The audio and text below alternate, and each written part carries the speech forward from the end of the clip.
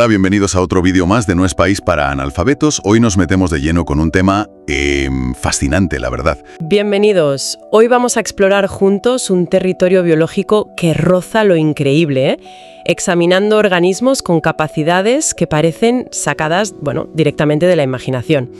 Y todo basándonos en los materiales que hemos recibido. Exacto. Tenemos información detallada sobre criaturas específicas y también un texto introductorio sobre el concepto general, ¿no? Eso es. Nuestro objetivo hoy es entender qué hace tan especiales a estas formas de vida y por qué sus habilidades extremas capturan tanto nuestro interés. Vale, pues vamos a sumergirnos en esto. Quizás lo primero sería aclarar a qué nos referimos exactamente con esto de superorganismos, ¿verdad? Exacto. Es importante señalar que según las fuentes que manejamos, no hablamos aquí de superorganismos como, digamos, colonias sociales tipo hormigas o abejas. Ah, vale. No. Nos referimos a individuos concretos que la evolución ha dotado de capacidades extraordinarias. Pensemos, pues, en resistencia a condiciones que para nosotros serían impensables, letales. Claro. O una capacidad de regeneración casi ilimitada, una longevidad extrema, o mecanismos de defensa que parecen, auténticas armas biológicas. Es una ciencia ficción total. Pero no lo son reales. Y su estudio, como bien apuntan los textos, está impulsando avances en campos como la medicina regenerativa, la biotecnología, que nos recuerdan constantemente lo muchísimo que nos queda por descubrir sobre los límites de la vida. Fascinante, de verdad. Empecemos entonces por uno que parece llevar, como decías, un arsenal químico incorporado, el escarabajo bombardero. Ajá.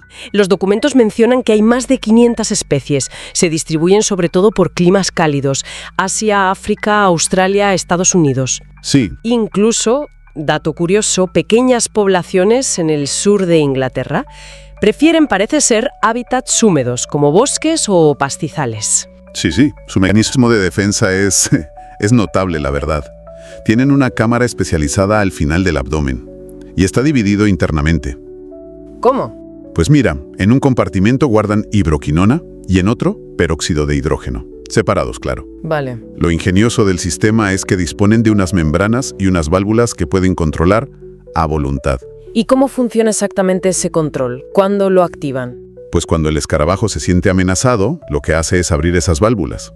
Permite que los dos reactivos fluyan hacia una tercera cámara, que podríamos llamarla cámara de reacción o, de combustión. Ajá. Y ahí es donde entran en juego unas enzimas específicas, catalasas y peroxidasas, que actúan como catalizadores muy potentes. Acelerando la reacción, imagino. De forma drástica, sí. El peróxido de hidrógeno oxida violentamente la hidroquinona, la convierte en quinona. Y esta reacción no solo es rapidísima, sino que es fuertemente exotérmica. ¿Libera calor? Mucho calor, sí. ¿Y cuántas veces puede hacer eso? Puede repetirlo unas 4 o 5 veces seguidas hasta que agota temporalmente sus reservas.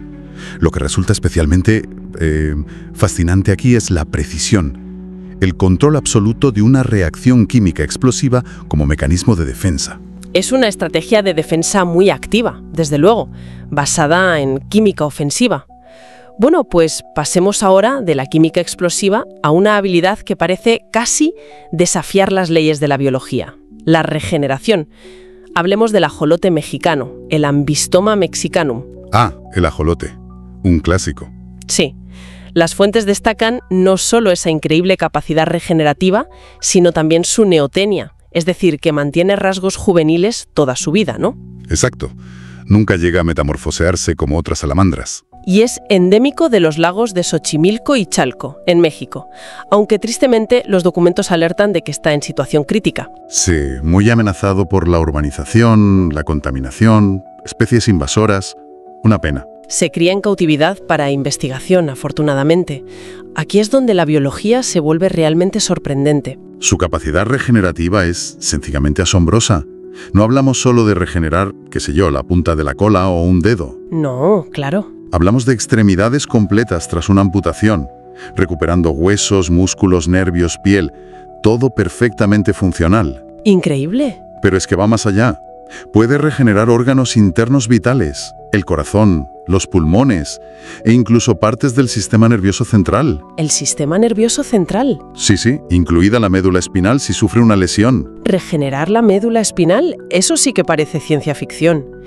¿Y cómo lo consigue? ¿Se sabe? Bueno, el proceso, según describen los textos, sigue unos pasos clave, fascinantes.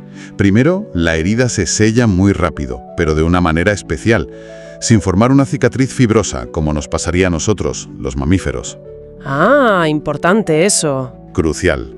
Luego, justo en el sitio de la lesión, se forma una estructura llamada blastema, que es, digamos, una acumulación de células poco diferenciadas, como si fueran células madre o células que han olvidado su especialización. Vale, como un grupo de células listas para construir. Exacto. Esas células del blastema son la clave. Tienen la capacidad de multiplicarse muchísimo y luego de diferenciarse en todos los tipos celulares que hacen falta para reconstruir la parte perdida. Una maravilla. Si conectamos esto con el panorama general de la medicina, el potencial es difícil de exagerar. ¿Y qué aplicaciones concretas están vislumbrando? ¿Mencionan algo las fuentes? Sí. Apuntan directamente a la medicina regenerativa. La idea es aprender del ajolote para desarrollar terapias que nos permitan reparar tejidos humanos dañados. ¿Cómo? Pues ya sea mediante ingeniería de tejidos intentando imitar sus procesos o con terapias celulares inspiradas en el blastema.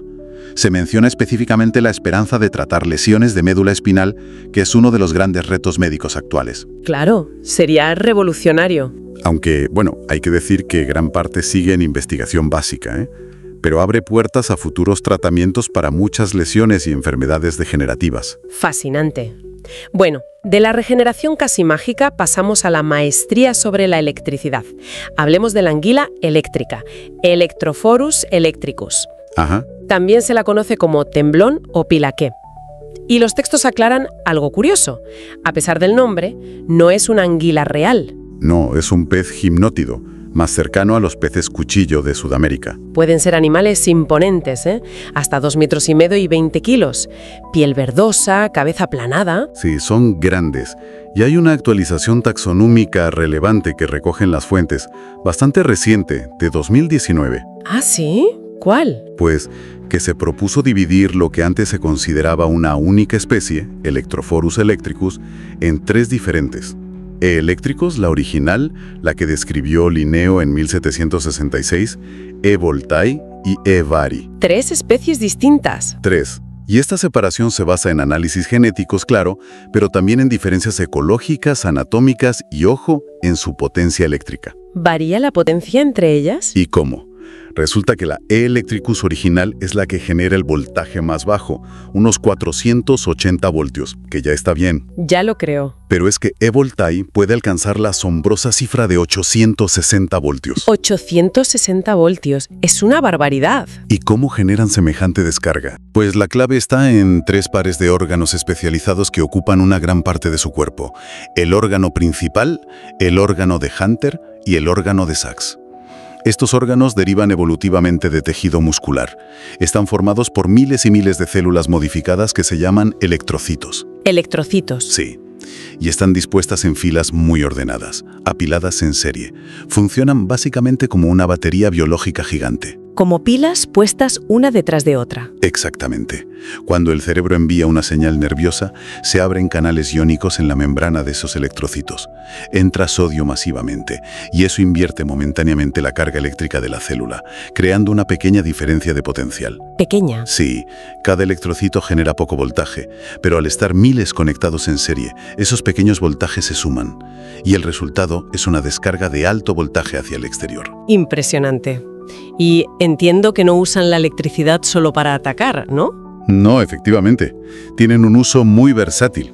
Utilizan descargas de bajo voltaje, que generan con el órgano de Sachs, hablamos de unos 10 voltios a unos 25 Hz, para la electrolocación. Electrolocación. Sí, es como un sentido eléctrico. Les permite navegar, detectar obstáculos, encontrar presas ocultas, sobre todo en aguas turbias donde la visión sirve de poco. Qué curioso. Y luego, claro, emplean las descargas de alto voltaje de los órganos principal y de Hunter para aturdir o matar a sus presas. Las fuentes incluso mencionan estudios que sugieren que pueden usar pulsos eléctricos muy específicos para controlar remotamente los músculos y el sistema nervioso de sus víctimas, hacer que salgan de su escondite. Eso es increíble, controlar a la presa a distancia. Parece que sí, con pulsos concretos. Es un nivel de control asombroso. ¿Y pueden mantener estas descargas mucho tiempo? Sí, pueden variar la intensidad, pueden concentrar la descarga enroscándose alrededor de la presa para aumentar el efecto y son capaces de emitir pulsos intermitentes durante 1 hora o incluso más sin fatigarse de forma apreciable. 1 hora. Y además leí algo en las notas sobre que saltan fuera del agua. Correcto. Es un comportamiento fascinante que estudió Kenneth Catania. Pueden saltar parcialmente fuera del agua para atacar a un objetivo que esté en tierra o semisumergido. ¿Y por qué harían eso? Pues parece que este salto incrementa drásticamente la efectividad de la descarga eléctrica que transfieren al objetivo. Se interpreta como una adaptación defensiva, quizás contra depredadores terrestres durante la estación seca amazónica, cuando a veces quedan confinadas en charcas o aguas muy someras. ¿Tiene sentido? Esto nos lleva a preguntarnos, Taro, cómo evolucionan respuestas conductuales tan específicas y tan complejas, ¿no? El hábitat típico de E. electricus, la original, son ríos del norte de Sudamérica, en la cuenca del Orinoco y el escudo guayanés, donde prefieren aguas rápidas y rocosas. ¡Qué animal tan increíble! Bueno, de la bioelectricidad pasamos a un desafío directo al propio concepto de envejecimiento. La medusa inmortal, Turritopsis dorni. Ah, la medusa inmortal, un nombre muy sugerente. Desde luego. Las fuentes sugieren que, al menos en teoría, podría ser biológicamente inmortal. Incluso se llega a especular que algunas podrían existir desde antes de los dinosaurios. Es una idea fascinante, sí. Su habilidad única, como bien describen los documentos, es la capacidad de revertir su ciclo vital. Una medusa adulta de esta especie, cuando se enfrenta a condiciones adversas, estrés ambiental, daño físico o simplemente la vejez, tiene la opción de no morir. ¿Y qué hace entonces? Pues, en lugar de morir, puede transformarse de nuevo en una etapa anterior, juvenil, un pólipo. Vuelve hacia atrás en su desarrollo. Exactamente. Reabsorbe sus tentáculos, su campana, se convierte en una especie de quiste, una masa de células indiferenciadas que se fija al fondo marino. ¿Y de ahí? De ese quiste, como si volviera a nacer, surge un pólipo. Y de este pólipo, por gemación, pueden brotar nuevas medusas adultas, que son, genéticamente, idénticas a la medusa original que inició la reversión. O sea, que potencialmente este ciclo podría repetirse indefinidamente. Potencialmente sí. Un detalle curioso que aportan las fuentes es que este ciclo se descubrió casi por accidente en los años 90, mucho después de que se describiera la especie por primera vez. ¿Y se ha observado en laboratorio? Sí. En laboratorio han conseguido que colonias reviertan y reinicien su ciclo hasta 10 veces en un periodo de 2 años. El mecanismo celular que lo permite se llama transdiferenciación. Transdiferenciación. Significa que células que ya estaban especializadas, pongamos células musculares o nerviosas de la medusa, son capaces de reprogramarse y convertirse en otro tipo celular diferente, o incluso en células madre pluripotentes, capaces de generar cualquier tejido. ¡Qué pasada! Un estudio bastante reciente, de 2022 que citan en el material, identificó alrededor de 1000 genes relacionados con el envejecimiento y la reparación del ADN que podrían estar implicados en esta habilidad tan extraordinaria. Entonces, ¿es correcto afirmar que no mueren nunca? Bueno, no exactamente. Y las fuentes lo matizan bien. Pueden morir, y de hecho mueren. Ah, vale. Son vulnerables a los depredadores, a enfermedades, a lesiones muy graves, o a morir de inanición si no encuentran comida. Su singularidad no es la invulnerabilidad total. Sino esa capacidad de resetear. Exacto. La capacidad de esquivar la muerte por senescencia, por envejecimiento o por ciertos tipos de estrés mediante este reinicio biológico. Es una estrategia de supervivencia única en el reino animal. Como dice uno de sus descubridores, Ferdinando Boero, citado en las notas, la exploración de la biodiversidad sigue revelando organismos con capacidades excepcionales. Es verdad. ¿Y dónde se encuentran? Originalmente se identificó en el Mediterráneo, pero hoy día, gracias a su resistencia y probablemente al transporte humano, sobre todo en aguas de lastre de los barcos, se encuentra en océanos de todo el mundo. ¿Se ha expandido globalmente? Sí, es una especie cosmopolita ahora. Muy bien. Y para culminar este repaso de habilidades extremas, tenemos a los tardígrados, los famosos osos de agua. Ah, los tardígrados, los campeonas de la resistencia. Microscópicos, sí, pero con una resistencia que desafía nuestra comprensión, ¿verdad? Son el epítome de la resistencia, sí. Su secreto, o uno de sus grandes secretos, reside en la criptobiosis. Es un estado de animación suspendida que pueden inducir cuando las condiciones se vuelven, inhabitables. ¿Animación suspendida? Sí. El ejemplo más estudiado es la anhidrobiosis, que se activa por la deshidratación extrema. Pueden perder hasta el 97% del agua de su cuerpo. Piensa que normalmente tienen un 85% de agua, pues pueden reducirlo a solo un 3%. ¿Un 3%? Es casi nada. Casi nada. En ese estado, su metabolismo se reduce a niveles prácticamente indetectables. Se detiene casi por completo. Y en ese estado deshidratado, ¿qué son capaces de soportar? Es que he leído cosas increíbles. La lista que proporcionan las fuentes es asombrosa, de verdad. Temperaturas que van desde casi el cero absoluto, menos 273 grados Celsius, Cero absoluto. hasta más de 150 grados Celsius positivos. Presiones atmosféricas extremas, tanto muy bajas como el vacío del espacio. El vacío del espacio. ¿De verdad? Confirmado. En la misión Fotón M3 de la ESA, en 2007, expusieron tardígrados deshidratados al espacio exterior. No solo sobrevivieron, sino que al volver a la Tierra y rehidratarlos, se reprodujeron. Alucinante. Sobreviven a presiones altísimas también, 6 veces la presión que hay en el fondo de las fosas oceánicas. Dosis masivas de radiación ionizante, rayos X, rayos gamma, cientos de veces superiores a las que matarían a un ser humano o a otros animales considerados resistentes, e incluso inmersión en disolventes orgánicos como alcohol puro o éter. Es que parece indestructible. Casi.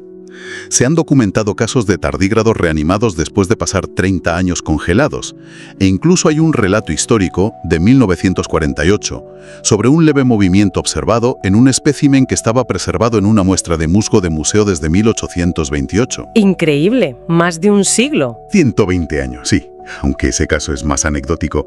Lo que resulta particularmente interesante es que no es solo una resistencia pasiva de aguantar. Ah, no. No. Descubrimientos recientes, como uno de 2020 mencionado en los textos, revelan mecanismos activos de protección. Se encontró una especie de tardígrado que produce pigmentos fluorescentes. ¿Fluorescentes? ¿Para qué? Pues actúan como un escudo contra la dañina radiación ultravioleta.